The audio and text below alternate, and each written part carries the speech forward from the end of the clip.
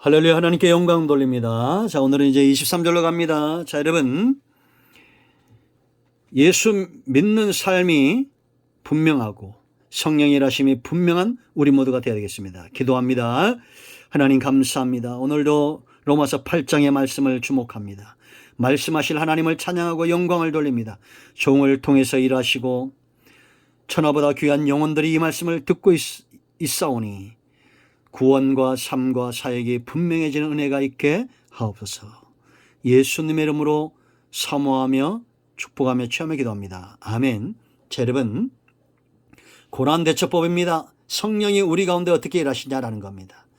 성령이 우리 가운데 역사할 때 고난 중에도 우리의 소망이 분명해지고 하나님의 아들로서의 삶이 분명해지고 하나님의 아들로서의 사역이 분명해지는 겁니다. 고난이 와도 이건 분명해진다는 거예요. 지금 온 땅의 피조물들이 다 하나님의 아들들이 나타난 것을 고대하고 있다라고 분명히 19절로 22절에 말씀하고 있다라는 겁니다. 아시겠죠? 세상을 망치고 있는 것은 사람입니다. 물고기도 어디 있습니까? 물속에 있고 새는 공중에 날아다니고 짐승들은 땅에 기어다니고 걸어다니고 오직 사람만 공중과 땅과 물속을 자유롭게 왕래하며 통치자의 위치에 있으면서 어떤 이들은 세상을 이롭게 하고 어떤 이들은 세상을 망치고 있잖아요. 코로나 때문에 미세먼지가 사라지고 좋은 날이 왔습니다. 사람이 멈추니까 세상이 회복되어지고 있어요. 여러분, 제가 요즘 뉴스를 보면서 사람들이 예견한 것이 다 틀리고 있다는 것이 느껴집니다. 이 온난화 때문에 봄이 없어졌다고 했는데 올해는 봄이 어느 때보다 더 길고 코로나 때문에 코로나 이전 세계로는 돌아갈 수 없다고 그렇게 전문가들이 말했는데 급속하게 회복되어지고 있다는 겁니다. 하나님이 일하시고 하나님의 택한 백성들이 일하실 때 분명히 그 열매는 나타나게 되어 있습니다. 고난이 온다고 여러분 절망하지 마시고 예견하지 마세요. 사람이 바로 서면 그 가운데 특별히 하나님의 사람들이 세상과 섞이지 않고 바로 서면 피조물들도 회복이 되고 우리의 소망도 회복이 되고 삶도 사역도 회복되게 되어 있습니다. 우리가 이걸 알아야 된다고 22절에 분명히 말하고 있어요. 자, 23절.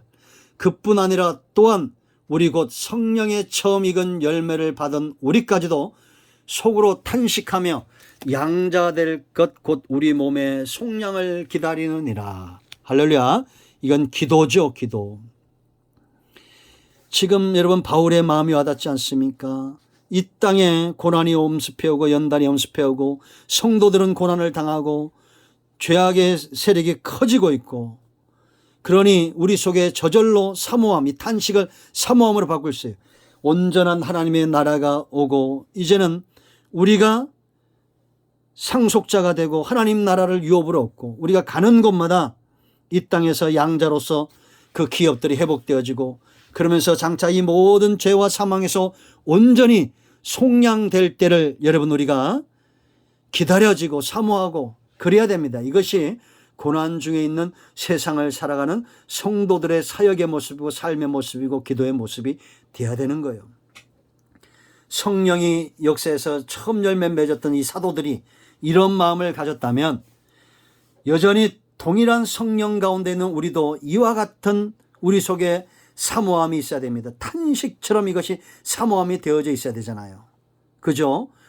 여러분 우리가 돈이 좀 없을 수도 있습니다. 건강이 좀 적을 수도 있어요. 그러나 우리 속에 상속자의 삶, 고난 가운데 넘어지지 않는 이 삶에 대한 세상이 죄로 인하여 망해져가는 그런 것들을 바라보는 아들의 탄식함이 있어야 될 줄로 믿습니다. 그러면서 이제 일깨워야 돼요. 우리 스스로를 일깨우고 세상을 일깨우는 그런 사역들이 우리 가운데 있어야 됩니다. 바울이 지금 그 이야기를 하는 겁니다. 24절에 격려하고 일깨우는 겁니다. 자, 24절 말씀 보세요. 우리가 소망으로 구원을 얻었으면 그러니까 이제 고난이 온다고 해서 낙심하지 말라는 겁니다. 보이는 소망이 소망이 아니니 보는 것을 누가 바라리요. 죄악이 관영한 세상이라 때로 우리의 믿음과 소망이 꺾여질 때도 있습니다. 그러나 우리는 눈에 보이는 대로 사는 것이 아니라 장차 나타난 것을 보잖아요. 25절 만일 우리가 보지 못하는 것을 바라면 참음으로 기다릴지니라. 이것이 대안이라는 겁니다. 연단과 고난 가운데 있는 백성들의 대안이라는 거예요. 여러분, 고난 때문에 우리가 어려움을 겪거나 시간이 더디 가거나 그러지 않습니다. 그럼 무엇 때문에 그렇습니까? 인내의 문제입니다. 인내하지 못하고 기도하다가 포기하고 우리가 사역을 감당하다 포기하기 때문에 좋은 날, 믿음의 날, 하나님의 나라를 하나님의 일하심을 경험하는 날을 우리가 보지 못하고 더디 보는 겁니다. 그래서 야고보 사도가 뭐라고 말합니까? 야고보서 1장 2절에 형제들아, 내 형제들아 이렇게 말합니다.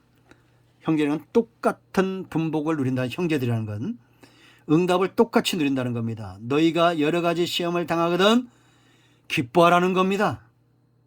놀랍지 않습니까? 그것도 온전히 기쁘게 일하는 거예요. 왜냐?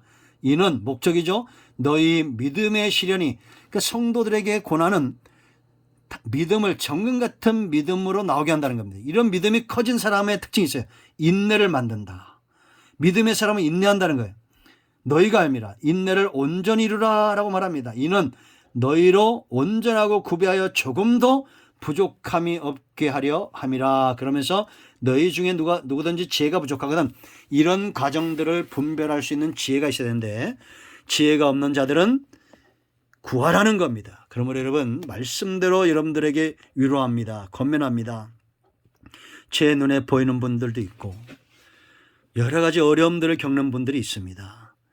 여러 가지 직장의 문제, 사업의 문제, 범사의 문제, 이것들 때문에 소망과 믿음이 흔들리는 분들이 있습니다. 그래도 여러분, 인간적인 방법으로 살지 마세요. 거짓된 삶을 살지 말고 세상적인 삶을 살지 말고 신앙 안에 온전히 인내하면서 하나님이 기뻐하는 일에 삶을 두고 사역을 두고 기도하시고 인내하시기 바랍니다. 그리고 이제 여러분들을 권면할 텐데 여러분 속에서 여러분을 도우시는 분이 있습니다. 성령이십니다. 그분을 쫓아 행해야 됩니다. 자, 26절로 갑니다. 이와 같이 그랬습니다. 즉 고난 중에 소망을 이야기하고 인내를 이야기하면서 이와 같이 그래야죠. 성령도 우리의 연약함을 도우시나니. 우리도 고난 가운데 연약해서 넘어질 때도 있어요. 그럴 때 우리는 주목해야 됩니다. 우리는 마땅히 기도할 바를 알지 못하나 그럴 때 있죠. 지금 기도해야 될 것들, 하나님의 뜻을 하늘에서 이루어진 뜻, 이 땅에 이루어질 것들이 많은데 그걸 구하지 못할 때가 있어요. 오직 성령이 말할 수 없는 탄식으로 우리를 위하여 친히 간구하시느니라. 저는 단언코 말씀드리지만 이 기도 때문에 우리가 사는 겁니다. 이제 34절 가면 또 다른 기도가 나와요. 하늘 보자 우편에서 기도하시는 예수님의 기도로 우리가 사는 겁니다. 그 성령의 간구하심이 우리가 기도를 멈출 때도 기도하고 있어요. 그러나 우리가 성령과 더불어 협력해야 됩니다. 왜냐? 27절이죠. 마음을 살피시는 이가 성령의 생각을 하시나니 이는 성령이 뭐라 했습니까? 하나님의 뜻대로 성도를 위하여 간구하신다라는 겁니다. 그러니까 성령의 기도, 성령 충만한 사람의 기도는 뭘 찾겠어요? 분명히 알겠어요. 하나님의 뜻을 아는 겁니다. 그래서 기도의 4단계라고 그랬죠. 디모데서 2장 1절로 3절에 도고, 간구, 도가 아니죠. 간구, 기도, 도고, 감사. 처음엔 간구합니다. 그러다 보니까 하나님과 소통의 기도고 그 다음에 하나님의 가슴이 보여 도고 중보자의 마음을 가져요. 그리고 감사하게 되는 겁니다. 이게 요나서 2장에 나온다 그랬죠. 그래서 우리가 성령의 사람은 그 내면에서 성령이 하나님의 뜻을 위하여 기도하는 기도의 제목들을 붙드는 자들입니다. 그런 자들이 연약한 가운데 성령을 의지하여 하나님의 뜻을 발견하고 기도하는 자들이다라는 겁니다. 앞으로 여러분들 소망이 흔들리고 삶이 흔들리고 믿음이 흔들리고 사역이 흔들릴 만큼 우리 가운데 고난이 올 겁니다. 그러나 걱정하지 마세요. 장차 나타날 영광은 그것에 비하면 고난은 아무것도 아닙니다. 성령이 우리를 도우십니다. 그러므로 여러분의 삶의 현장, 사역의 현장, 기도의 현장에 성령께 주목하십시오. 여러분의 연약함을 도우시고 하나님의 뜻대로 기도하지 못할 때 기도 제목이 안 나오면 그냥 주여 내가 엎드렸습니다. 말씀하옵소서 종이 듣겠습니다. 라고 기다리세요. 그러면 이건 제 체험입니다. 하나 둘씩 기도의 제목들이 떠오르고 그걸 붙들고 기도하다 보면, 간구하다 보면 그 다음에 눈물이 터지고 그리스도의 마음이 보이고 여러분을 사로잡고 이제 하나님의 뜻대로 간구하는 자가 되고 그것이 응답되는 것을 보게 될 것입니다.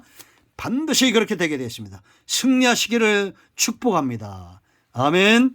기도합니다. 하나님이 이 말씀대로 되기를 원합니다. 고난 가운데 넘어지지 않게 하시고 삶도 소망도 사역도 하나님과의 관계도 더 분명해지는 은혜가 있게 하시고 기도의 자리에 나가기를 게을리하지 않는 우리 모두가 되게 하옵소서. 예수님의 이름으로 사모하며 축복하며 기도합니다. 아멘. 선포합니다. 제가 병든 자 환자를 위해서 기도한 기도가 굉장히 오랜 시간 되었습니다. 지금까지 수많은 환자들이 치유가 되었고 소경도 눈이 떠진 적이 있고 암 환자들이 숱하게 치유가 되었고 병든 자들이 많이 치유되었습니다. 왜 이런 얘기를 제가 하느냐? 의심은 물러가라는 겁니다. 막는 것은 우리에게 있어요. 내게 열쇠가 있습니다. 여러분 믿음으로 손 얹으십시오. 제 능력이 아닙니다. 예수 그리스도의 이름의 능력이고 약속의 능력입니다. 나사렛 예수 그리스도의 명하노니 우리 가운데서는 모든 병만은 떠나가며 어둠은 물러가며 사망에서 생명으로 옮겨질지어다. 막힌 것들은 예수님의 이름으로 열려질지어다. 예수님의 이름으로 사모하며 축복하며 선포하며 기도합니다. 아멘. 해결되었습니다. 간증을 나누시기 바랍니다. 아멘.